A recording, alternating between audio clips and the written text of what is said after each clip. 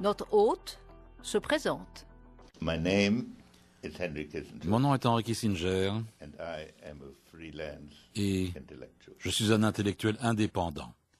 Ma première question à celui qui incarne depuis plus d'un demi-siècle la diplomatie américaine, le président Obama a-t-il eu raison d'accepter la proposition russe? Yes, he was. Oui, il a eu raison. Est-ce que vous diriez que Vladimir Poutine est sans conteste le grand gagnant de cette partie de bras de fer? I would say that Je dirais que Vladimir Poutine scored a prestige success.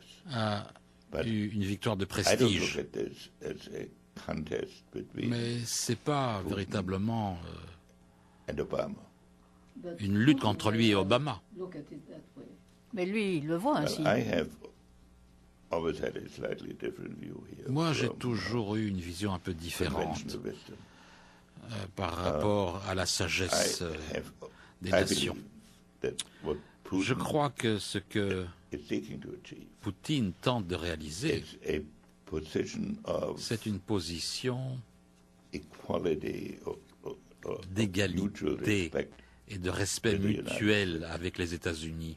And if that, because if you look at the long-term Parce que geopolitical si on problems regarde that les problèmes géopolitiques à long they're terme, not comme je le solvable fais, by a Cold War on ne with peut the pas West, les résoudre par une guerre froide avec because they're l'Occident, all on other frontiers. parce que cela So se mène it sur is d'autres not in frontières. Putin's long-term Donc, historical interest to isolate l'intérêt himself à long terme n'est through pas a de confrontation s'isoler with the United par States. une confrontation avec He les can États-Unis. score little points now. Il peut gagner des points ici et là. So it is conceivable to me Oui, pour moi, c'est that a acceptable wise Putin qu'un Poutine would sage behave se conduirait de façon généreuse dans cette négociation some of the tactical advantages. et n'utiliserait pas les avantages tactiques qu'il pourrait avoir ici ou You là. will see Nous allons a voir. statesman-like solution Il faut une solution d'homme to d'État. have an outcome in which Ça serait both d'avoir un résultat où les deux countries pays work at tranquilizing the œuvreraient à tranquilliser And if la one région, side à pacifier or the la other région. either deliberately Et or unintentionally. de façon délibérée ou de façon non intentionnelle.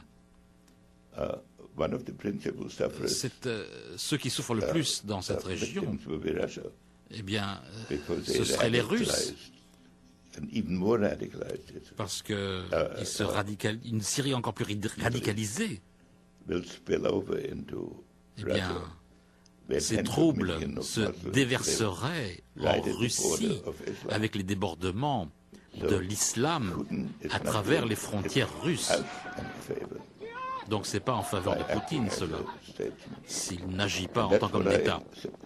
think he will try to do. Et je pense que c'est ce qu'il va essayer de faire. C'est sous les yeux de milliers de spectateurs que le président Shimon Peres a honoré l'ancien diplomate américain Henry Kissinger avec un prix particulier qui récompense sa contribution significative à l'État d'Israël.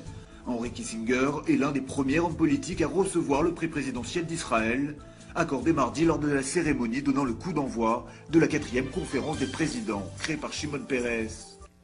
Était-il dans l'intérêt national américain d'intervenir plus tôt en Syrie au début de la guerre civile, plutôt que de laisser 2 ans et demi Many people d'atrocités? say that. Beaucoup de gens le One has disent. to answer it. First of all, Et il faut y what does one répondre. mean by intervene? Qu'est-ce que ça veut dire intervenir? Demonstrations start in a country. Des manifestations débutent dans un pays où nous n'avons pas de présence historique et qui n'a pas d'impact, d'effet immédiat sur la sécurité des États-Unis. Bien sûr, dans un sens moral absolu, nous avons un intérêt pour que la démocratie prévale, mais de dire que les États-Unis avaient la nécessité d'intervenir avec une puissance militaire au début des manifestations et nous dire, les gendarmes du monde, cela va au-delà des capacités physiques, des capacités intellectuelles et de la tolérance du monde. In this period, when really a new world order can be created. It's a great opportunity. It isn't just a crisis. Et ce qu'on appelle l'ordre mondial, It's more or less a European c'est plus ou moins une invention européenne du XVIIe siècle, développée après le traité de Westphalie de Ça, c'est votre 1648. Non, non, moi mon favori c'est le Congrès de Vienne. Mais c'était une idée européenne qui s'est développée avec beaucoup d'États, alors que dans cette région, il y avait des grands États-nations. Le problème, c'est qu'aujourd'hui, il y a l'Asie, il y a l'islam, il y a l'Europe et l'Amérique centrale et du Sud. Tout le monde veut un ordre mondial, mais chacun a une définition différente de ce qu'est cet ordre mondial. Media was even critical of Kissinger's vision in the early 70s. In ragged, spasmodic fashion, a new world order is coming into being, but it looks less and less like the world order that Mr. Kissinger had constructed in his own mind.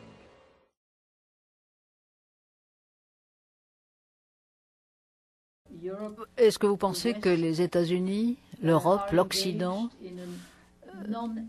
sommes-nous engagés dans une bataille sans fin contre l'islam? Et ce pourrait être la marque de ce 21e siècle qui commence? Vous n'avez pas dit contre qui? L'islam extrémiste. Non, non, moi je pense que l'Amérique et l'Europe sont engagés dans une nécessité sans fin de définir leur rôle dans le monde dans lequel on a un islam, l'émergence de la Chine, non pas que ce soit des phénomènes semblables, ni de près ni de loin. En ce qui concerne le conflit avec l'islam, il est perçu par les islamistes comme une lutte morale où la maison de l'islam est opposée à la maison de la guerre, comme selon leurs propres termes. Et pour eux, il n'y a pas véritablement de compromis possible, si ce n'est la nécessité justifiant certaines trêves, mais ils ne peuvent pas justifier en abstraction une paix, parce que ça serait le déni de leur cause idéologique sous-jacente. Je ne dis pas que c'est la position de chaque musulman, mais je dirais que tout islamiste est de ce point de vue-là.